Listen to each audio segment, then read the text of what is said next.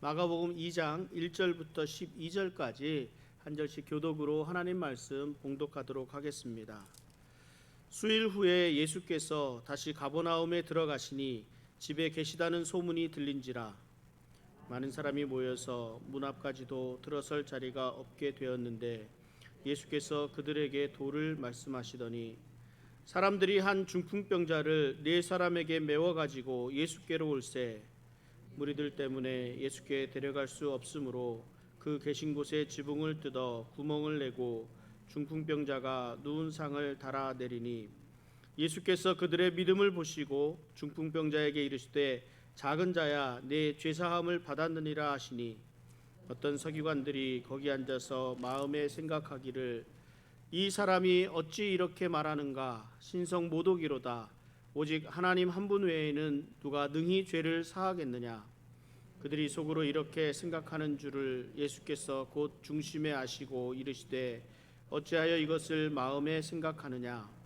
중풍병자에게 네 죄사함을 받았느니라 하는 말과 일어나 네 상을 가지고 걸어가라 하는 말 중에서 어느 것이 쉽겠느냐. 그러나 인자가 땅에서 죄를 사하는 권세가 있는 줄을 너희로 알게 하려 하노라 하시고 중풍병자에게 말씀하시되 내가 네게 이르노니 일어나 네 상을 가지고 집으로 가라 하시니 그가 일어나 곧 상을 가지고 모든 사람 앞에서 나가거늘 그들이 다 놀라 하나님께 영광을 돌리며 이르되 우리가 이런 일을 도무지 보지 못하였다 하더라. 아멘.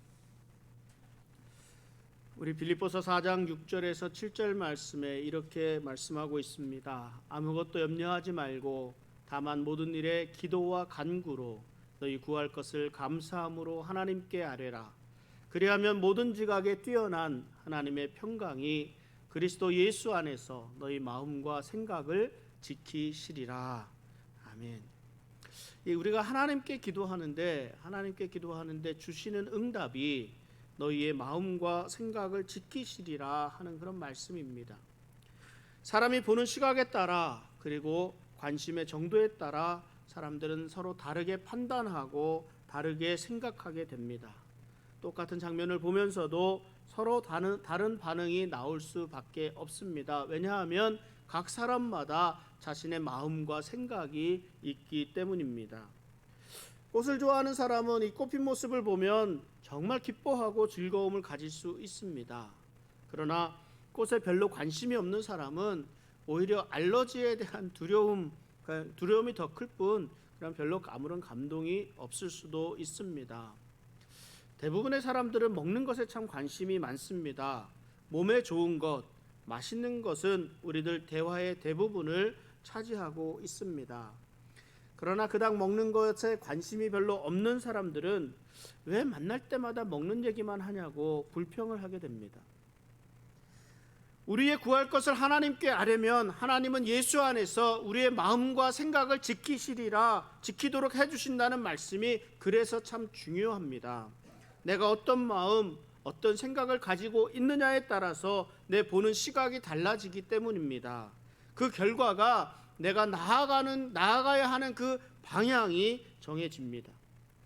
우리가 신앙생활을 어떻게 하면 잘할 수 있겠느냐고 늘 묻습니다. 그럼에도 불구하고 자꾸 불안합니다. 무언가 잘못하고 있다는 생각이 드는 것은 우리 마음과 생각이 예수 그리스도의 마음과 다를지도 모른다는 그런 불안감 때문일지도 모르겠습니다. 왜냐하면 우리 모두 내가 생각하고 있는 대로 예수님이 맞춰주시기를 바라고 있기 때문입니다. 내 계획을 예수님이 인준해 주시기를 바랍니다. 내가 하고 싶은 일에 좀 주님의 퍼미션을 좀 받고 싶어 합니다. 이 일이 비즈니스가 되었던 직장 문제가 되었던 가족 간의 일이 되었던 말입니다. 우리들은 마치 예수님이 우리의 필요를 채워주기 위해 오신 분으로만 생각을 합니다. 마치 우리 편이 되어주시기 위해 오신 분으로만 생각을 합니다. 그러나 그렇지 않습니다. 예수님이 우리의 필요에 따라서 우리의 생각에 맞춰주시는 그런 분이 아니라 우리가 예수님의 뜻대로 예수님에게 맞추고 그 믿음을 가지고 있어야 합니다. 그 순서가 잘못되었습니다. 예수님의 뜻이, 예수님의 마음이, 예수님의 생각이 내 마음과 내 생각이 되도록 해달라고 기도해야 합니다. 그런데 사람들이 그렇지 않습니다. 예수님의 뜻과는 상관없이 자신들의 필요에 의해서 움직입니다. 그러나 우리가 기억해야 될 것은 이 모든 사람들, 이 모든 일들 행하는 모습들을 우리 주님이 다 보신다는 겁니다. 우리들은 사람의 마음과 생각을 다 읽을 수 없어서 오해도 할 수 있고 잘못 판단할 수도 있습니다. 그러나 예수님은 우리들의 마음과 생각을 다 알고 계십니다. 예수님이 보시고 민망히 여기시기도 하고 불쌍히 여기기도 하시고 또 때로는 칭찬하시고 때로는 사랑을 베풀어 주십니다. 반면에 때로는 또 책망하시기도 하고 심판하시기도 합니다. 이 가버나움은 예수님이 사역을 처음 시작하신 곳입니다. 가버나움에서 예수님은 수많은 기적을 베풀어 주셨습니다. 병든 사람들을 고쳐주시고 또 귀신 들린 자들에게 자유를 베풀어 주셨습니다. 그러나 이들이 예수님의 뜻을 깨닫지 못합니다. 예수님을 알아보지 못합니다. 예수님을 받아들이지 못합니다. 마태복음 11장 23절 24절에 이렇게 말씀합니다.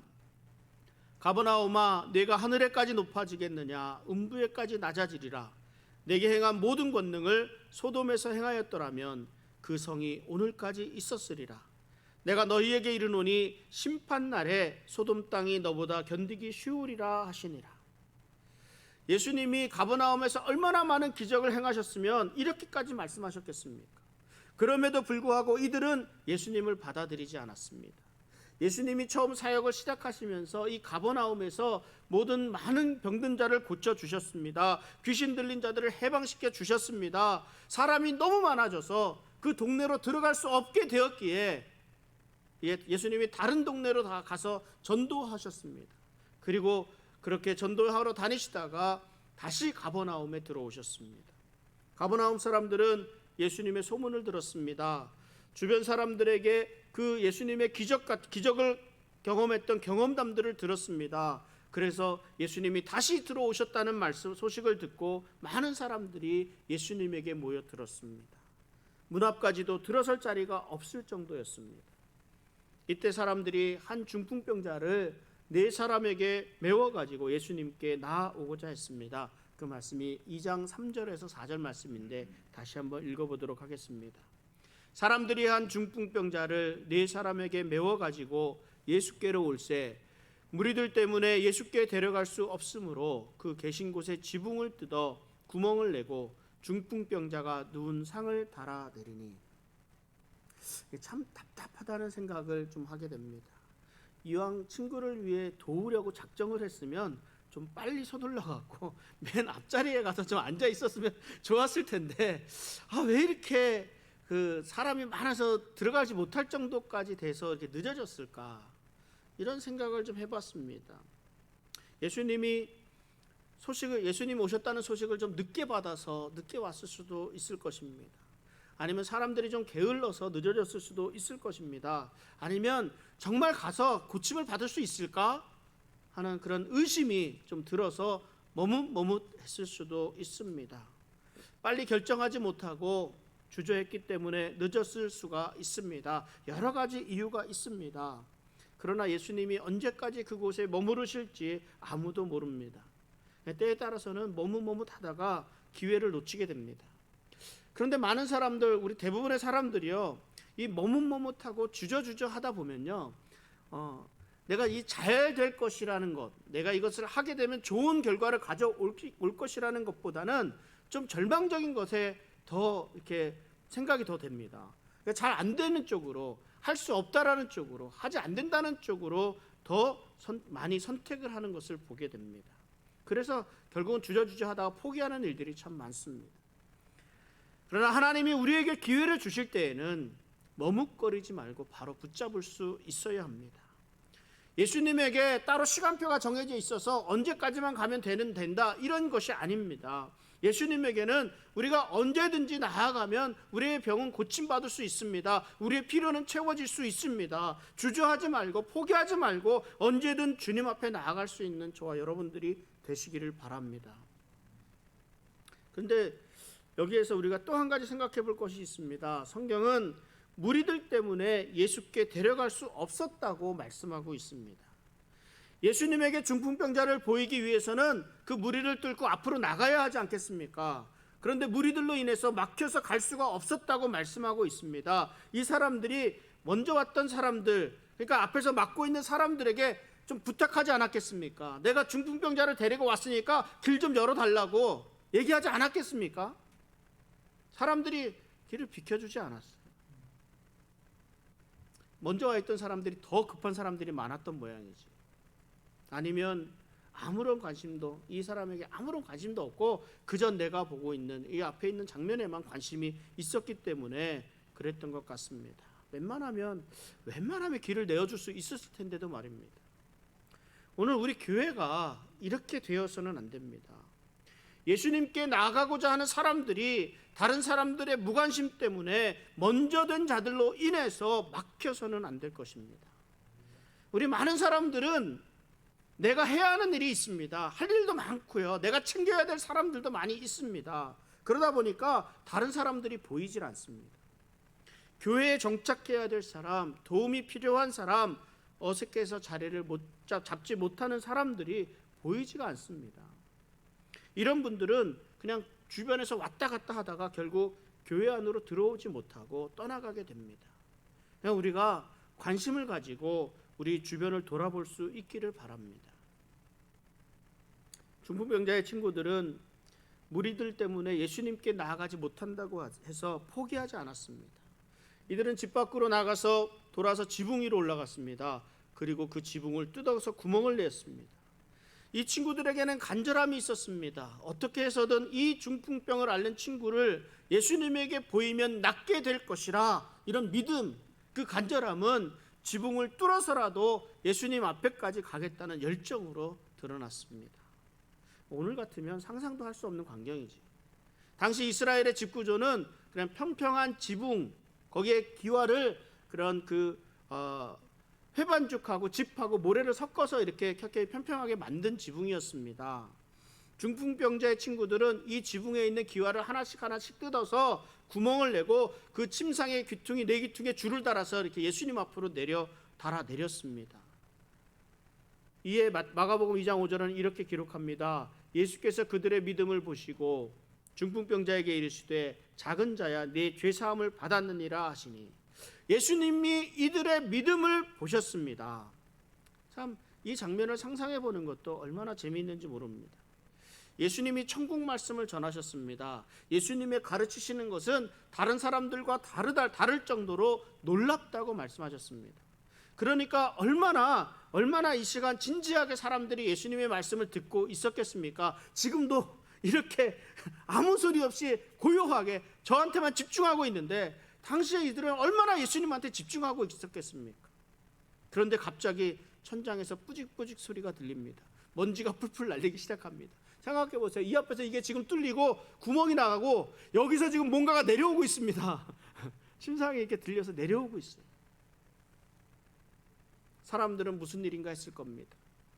예수님의 가르치시는 것도 잠시 멈추어졌을 것입니다. 그리고 친구들이 천천히 중풍병자를 지붕에서 내리는 것을 지켜보았을 것입니다. 여러분들 같으면 어떻게 하셨겠습니까? 이때에도 참 말이 많지 않았겠습니까? 지금 뭐 하는 거냐고, 저들이 지금 뭐 하는 짓이냐고, 왜 교회 지붕을 부수냐고, 왜 이 좋은 자리를, 좋은 시간을 방해하냐고 말하지 않았겠습니까? 그런데 마가는 예수님이 이들의 믿음을 보셨다고 말씀하고 있습니다. 다른 아무 말도 안 하고 예수님은 굳게 결심하고 행동으로 옮긴 이들의 믿음을 보셨습니다. 이들의 믿음은 예수님에게 기쁜 인상을 주었습니다. 우리들이 다른 사람들을 그리스도인으로 만드는 것은 만드는 일은 우리가 할 수 있는 일이 아닙니다. 그러나 우리의 말과 우리의 행동과 우리의 사랑, 우리의 그 섬김을 통해서 다른 사람들이 예수님에게로 나아올 수 있도록 많은 영향을 줄 수는 있습니다. 우리가 다른 사람의 필요를 보고 그 필요를 채워주고 온전한 그리스도인의 향기를 나타낼 수 있는 우리 성도의 삶이 되시기를 바랍니다. 그리고 또한 예수님은 침상에 누워있는 중풍병자를 보셨습니다. 그리고 작은 자야 내 죄사함을 받았느니라 말씀하셨습니다. 이 구약 시대 때부터 사람들이 가지고 있는 이 병과 이 죽음에 대해서는 인간의 죄의 결과라고 믿는 사람들이 많이 있었습니다. 그리고 구약 성경 곳곳에 그렇게 말씀하시는 부분들이 있는데 우리 시편 41편 3절 4절을 보면 이렇게 말씀합니다. 여호와께서 그를 병상에서 붙드시고 그가 누워 있을 때마다 그의 병을 고쳐 주시나이다. 내가 말하기를 여호와여 내게 은혜를 베푸소서 내가 주께 범죄하였사오니 나를 고치소서 하였나이다. 이것은 우리의 그런 죄 때문에 병이 들게도 되고 또 죽게 된다고 믿었다는 것입니다. 그리고 그 병을 고쳐 주시는 분도 하나님이시고 그 죄를 사해 주시는 분도 하나님이심을 말씀하고 있습니다. 그렇다고 해서 우리가 가지고 있는 그런 육체적인 그런 건강 상태를 보고 영적인 건강을 측정할 수 있다는 말이 아닙니다. 우리 육체의 질병이 다 죄 때문에 그렇게 됐다는 말도 아닙니다. 그러나 당시의 많은 사람들이 그렇게 믿고 있었습니다. 그런데 오늘 이 침상에 누워있는 이 중풍병자는 영적인 치유가 필요했다는 말입니다. 예수님은 이 병자가 영적인 치유가 먼저 되어야 함을 아셨습니다. 예수님은 우리가 무엇을 필요로 하는지 다 보시고 다 알고 계십니다. 계속해서 우리를 보시고 살피고 계십니다. 그런데 정작 우리들은 예수님이 보시는 것을 보지 못합니다. 영적인 질병 고치는 것은 눈에 보이지 않습니다. 그러나 우리에게 정말 중요한 것이 이 영적인 질병 고치는 것 아니겠습니까? 그러나 육체적인 질병을 고치는 것은 우리 눈에 그대로 다 보입니다. 드러납니다. 그러니까 사람들은 육체의 질병을 고치는 일에 더 초점을 두게 됩니다. 우리 겉으로 드러난 일들에 더 초점을 두게 됩니다. 내 안에 중심에 어떤 일이 있는가 보다. 예수님은 침상에 누운 이 중풍병자를 보시고 이 사람의 죄를 사해 주셨습니다. 질병을 고치시고 죄를 사해 주시고 치유하시는 하나님의 능력을 보여주셨습니다. 이 사함을 받았다는 것은 멀리 떠나가게 했다는 겁니다. 빛을 탕감해 주었다, 아니면 누군가로부터 멀리 보낸다는 뜻을 가지고 있습니다. 그러니까 죄를 사해 주었다는 것은 그 죄를 어딘가로 멀리 보내버렸다는 겁니다. 그러니까 지금은 이제 죄가 사라진 거예요. 죄가 사라졌다는 것은 이제 죄가 없는 새로운 관계를 시작할 수 있게 되었다라는 그런 의미를 가지고 있습니다. 예수님이 그렇게 하셨습니다.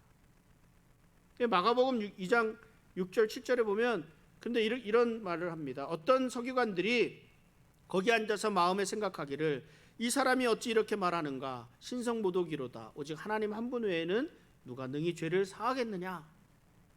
예수님이 계신 곳에 항상 등장하는 사람들이 이 바리새인들이요, 서기관들입니다. 종교 지도자들입니다. 이 마가복음 기록하고 있는 마가는 이제부터 예수님과 종교 지도자들과의 갈등 관계를 기록하고 있습니다. 서기관들은 예수님이 죄 사함을 받았다라고 선언하시니까 이 말이 신성모독인가? 죄를 사하는 권세는 하나님만이 가지고 하실 수 있는 일인데 이건 당신이 하나님이라는 말인가? 이렇게 속으로 생각을 합니다. 이 서기관들의 생각이 사실은 맞습니다. 이들의 주장이 옳습니다. 당시의 사람들은 죄를 속하기 위해서 속죄제라는 것을 드렸습니다. 어린 양을 제사장에게로 데리고 가서 자기의 죄를 그 어린 양에게 전가하고 안수해서 이렇게 보냅니다. 그래서 제사를 드렸습니다. 그래서 그 사람이 깨끗해졌다라고 제사장이 선언합니다. 그런데 이 제사장의 선언은 사람들이 다만 이 제의적으로 깨끗해졌다라고 하는 것이지 정말로 죄를 사하시는 분은 하나님이십니다. 그러니까 이 서기관들의 생각이 옳아요. 예수님이 죄사함을 통해서 자신이 하나님이심을 드러내셨습니다. 그러니까 이들의 생각이 맞습니다. 그런데 이들은 예수님을 참남하다 합니다. 신성모독이라고 생각을 합니다. 왜 그럴까요? 왜? 예수님이 하나님이심을 믿지 않았기 때문입니다. 예수님이 메시아임을 믿지 않았기 때문입니다. 이 죄를 사해 준다라는 것은 메시아 시대가 다가왔다라는 것의 표징이 됩니다. 이사야서 40장 2절에 이런 말씀이 있습니다. 너희는 예루살렘의 마음에 닿도록 말하며 그것에게 외치라. 그 노역의 때가 끝났고 그 죄악이 사함을 받았느니라. 그의 모든 죄로 말미암아 여호와의 손에서 벌을 배나 받았느니라 할지니라 하시니라. 또 미가서 7장 18절 19절에 이렇게 말씀합니다. 주와 같은 신이 어디 있으리이까? 주께서는 죄악과 그 기업에 남은 자의 허물을 사유하시며 인애를 기뻐하심으로 진노를 오래 품지 아니하시나이다. 다시 우리를 불쌍히 여기셔서 우리의 죄악을 발로 밟으시고 우리의 모든 죄를 깊은 바다에 던지시리이다. 이 성경에서 메시아가 오심으로 이 죄 사함의 역사가 이루어진다고 말씀하고 있습니다. 그런데 그럼에도 불구하고 이 서기관들은 예수님이 메시아이실 것이라고 전혀 생각을 하지 못했습니다. 이 성경에 바리새인 서기관들에 대한 많이 등장하는데요.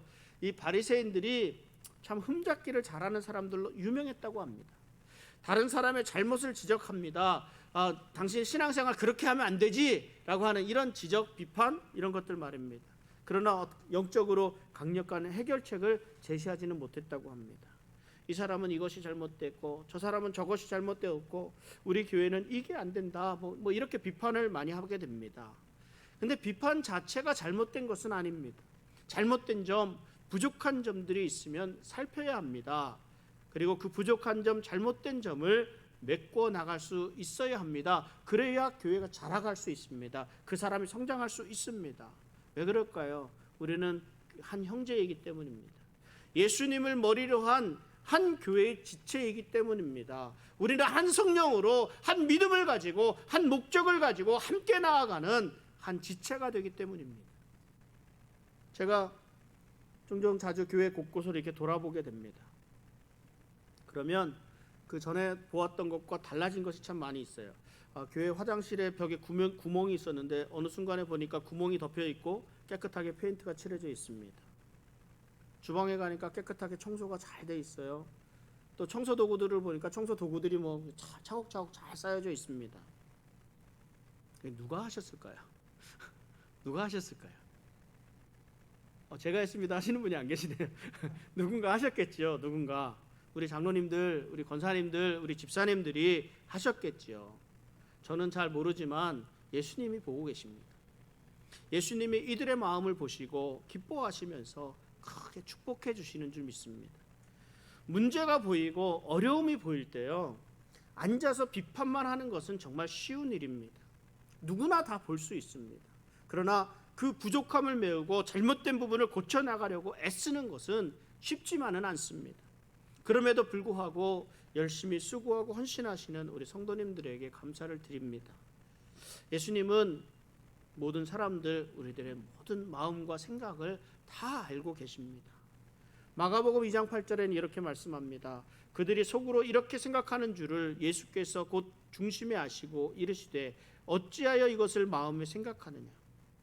예수님은 서기관들이 속으로 생각하는 것이 무엇인지를 아셨습니다. 서기관들이 무엇을 생각하고 있었겠습니까? 서기관들은 예수님의 말씀이 참 모호하다, 참 어떤 것인지 구체적으로 잘 알지 못하겠다, 이런 생각을 했을 것입니다. 왜냐하면 예수님께서 중풍병자의 죄를 사해 주셨다는 것이 곧 자신이 하나님이라고 주장하고 있는 것인가? 아니가 그렇지 않은가? 혹시 하나님을 대신해서 말하는 그런 선지자의 권리라고 주장할 수도 있지 않은가? 막 속으로 막 여러 가지를 생각합니다. 그러니까 이것이 예수님을 궁지에 몰아넣을 증거가 되지 못하는 것입니다. 그래서 고민이 되는 겁니다. 예수님은 서기관들의 이런 생각의 중심을 아셨습니다. 여러분, 히브리서 4장 13절에 이렇게 말씀합니다. 지으신 것이 하나도 그 앞에 나타나지 않음이 없고 우리의 결산을 받으실 이의 눈앞에 만물이 벌거벗은 것 같이 드러나느니라. 예수님이 우리의 마음과 생각을 아십니다. 그리고 지켜주십니다. 우리는 좀 예수님이 좀 몰랐으면 하는 것들도 있잖아요. 예수님 좀 이것만은 좀 모르고 그냥 지나가 주세요 하는 거 있을지 모르겠습니다. 그러나 예수님이 다 알고 계십니다. 그리고 우리 지켜보고 계십니다. 서기관들의 마음을 아신 예수님이 서기관들이 예수님의 그런 의중을 확실하게 알 수 있도록 예수님이 확실하게 알 수 있도록 해주시는데, 서기관들은 예수님께서 중풍병자를 바로 고쳐주실 것이라 생각했을 것입니다. 그런데 예수님은 중풍병자를 이렇게 보시더니 영적인 치료의 필요성을 아셨습니다. 그래서 중풍병자의 육체적인 질병을 고쳐주시기보다 먼저 이 사람의 죄를 사해 주셨습니다. 그런데 잘 생각해 보면요, 예수님이 죄를 사하셨다는 말을 증명할 방법이 없습니다. 말은 누구나 다 할 수 있습니다. 지금은 제 주변에 이렇게 잘 살펴볼 수가 없지만 예전에는 참 예언 기도라고 하시는 분들이 참 많이 있었습니다. 뭐 신실한 우리 권사님들, 어떤 목사님들, 이런 분들 참 많이 그 예언 기도라는 거 하셨는데, 이 모두가 다 잘못된 것은 아닙니다. 말씀에 근거해서 하나님이 주신 믿음이 있을 수 있습니다. 그러나 제가 참 믿지 못하는 일들을 많이 경험을 하게 되었습니다. 어떤 분이 어떤 자매에게 안수기도를 해주시면서 아기가 들어설 것이라 이렇게 선언을 했습니다. 믿음으로 아기가 들어서게 해 주시옵소서 막 이렇게 기도하는 것이 아니라 당장 애가 들어선다는 거예요. 하나님이 사랑하시니까 너 아기가 금방 들어설 것이다, 그게 느껴진다 이러는 거예요. 그러니까 얼마나 좋았겠어요. 근데 1년이 지나도 2년이 지나도 아무 소식이 없습니다. 어떤 사람이 명예퇴직을 하셨는데 이분이 자신의 퇴직금 갖고 무엇하면 좋겠느냐고 어떤 그 기도하시는 분한테 가서 이렇게 물었더니 그렇게 얘기를 하십니다.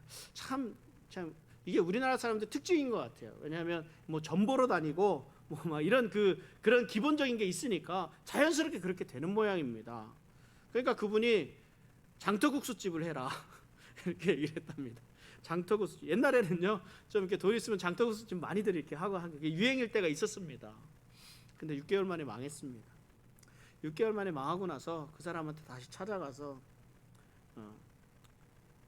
이렇게 따졌습니다. 그랬더니 뭐라 그러냐면 그때는 장터국수집을 하라 그러셨는데 그게 아니었나 보다 이렇게 말을 합니다.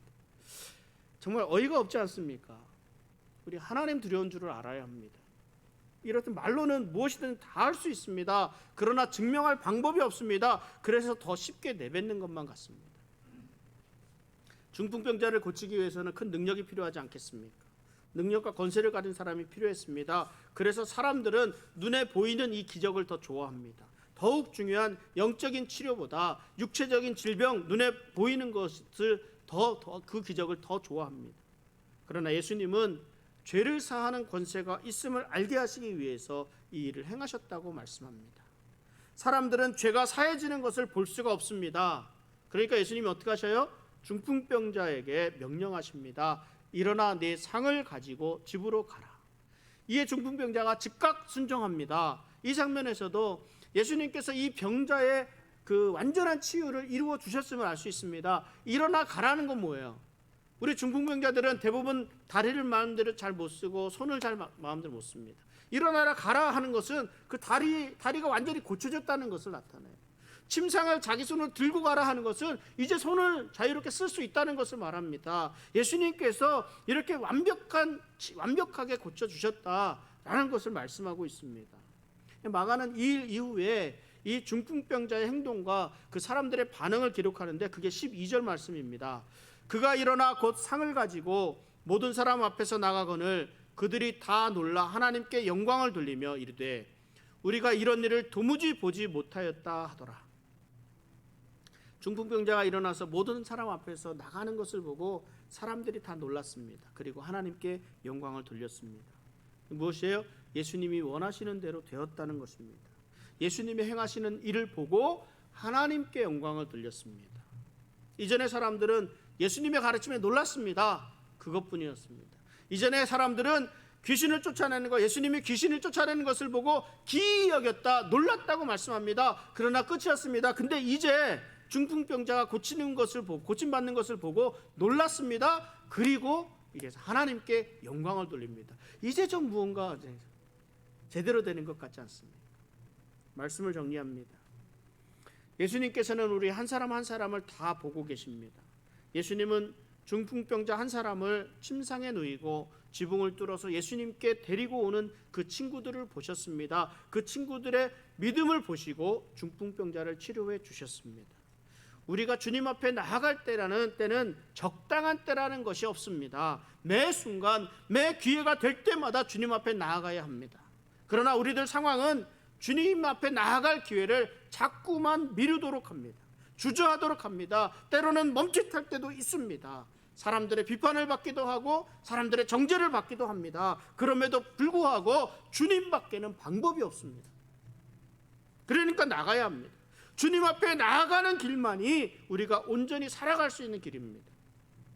언제나 무슨 일을 가지고든 주저하지 말고 주님 앞에 바로 나아갈 수 있는 우리 성도님들 되시기를 바랍니다. 예수님이 보시는 것은 우리들의 눈으로 보는 것과는 정말 많이 다릅니다.